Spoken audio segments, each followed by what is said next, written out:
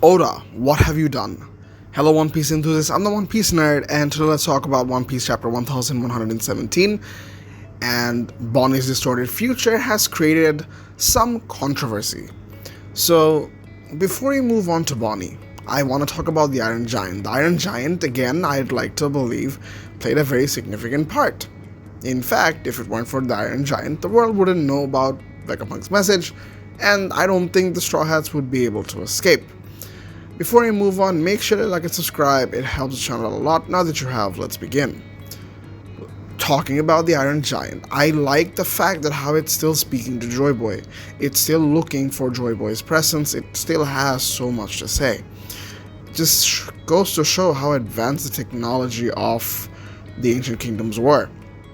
To create a robot that could even survive a damage like that and still have a will of its own. I think it does. It probably does have a will of its own. And to think how a soulless machine could be turned into something so human, I think it's a remarkable feat. And Kuma, right now, is the most primary example of what the Ancient Kingdom was capable of producing in terms of using its scientific technology to come up with war machines, and not just war machines, but war machines that have feelings and willpower of themselves. With that being said, I think this goes to show, I think that the Iron Giant still has potential. I think it has potential to come back. The fact that it's still speaking, I don't really think this is where it ends. The resolution doesn't feel complete. It doesn't feel as though it has served its purpose. Yes, it served a ginormous purpose, no puns intended, but to be honest, I think there's still room for the Iron Giant to come back and do something more. Maybe the fact that its will to meet Joy Boy, or the fact that even after being damaged so much, and even after failing to do what it was meant to do, it's still going on and talking about how Joy Boy is so near and he should meet him. I think it will go to show how much willpower matters in the context of One Piece, and how Kuma, even though he doesn't have his memories, who has been stripped of his own will still be able to come back. Maybe not completely, but will be able to do what he has envisioned, and I believe he will be a part of Bonnie's life, not just in his will, but also physically. And I believe this will go to show how much it could do. Other than that, let's talk about Bonnie's distorted future. Of course, it has spun off some controversy regarding if we have a second Nika. The relevance of Nika himself would basically be diminished, and all the hard work Luffy has done for the past 10 years would basically be wasted by someone who just imagined it and just happened. But then again, people, I get your point, but we have yet to see Bonnie's full potential. Yeah, it kind of feels bizarre. The fact that a kid like Bonnie, yeah, granted she is half Buccaneer, she has potential, but the fact that she could do it in an instant, and where Luffy had to go through so much, kind of downplays the significance of Gear 5, but you have to know we don't really see much of Bonnie yet. We don't know how much she can do, we don't know the extent up to which the damage it could do, or how much she's capable of controlling it.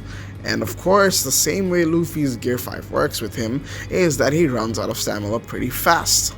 And I'm guessing Bonnie would probably be the same.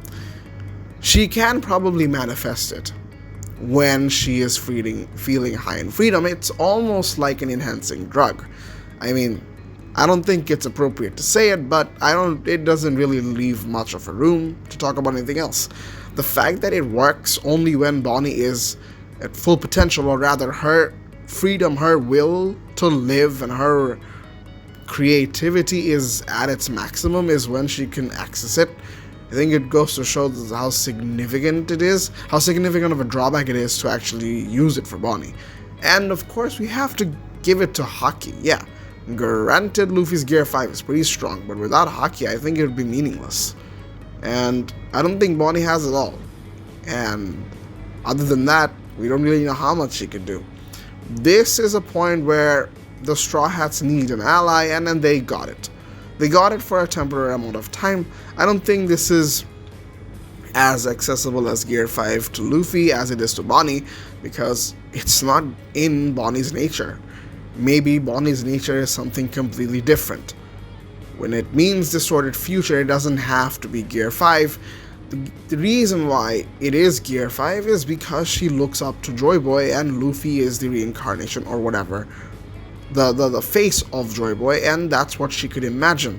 If she does grow up to be a fighter and has better creativity, better vision, and more willpower, I like to believe she can even reach farther beyond what Luffy has reached. But then again, you have to go, Gear 5 has so much potential, and it all leaves it up to imagination, so I don't think the fandom has anything to be, ruffling up about. Yeah, I get your point, but then again, we already know Bonnie's fruit is special. We already know Bonnie herself is special.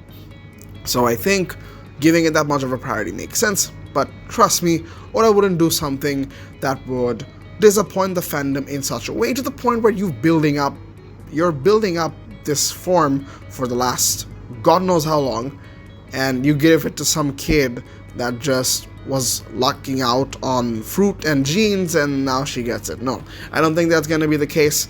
I think this is a one-time thing. Maybe she can access it a few times more in the story, but definitely not as great as Gear 5.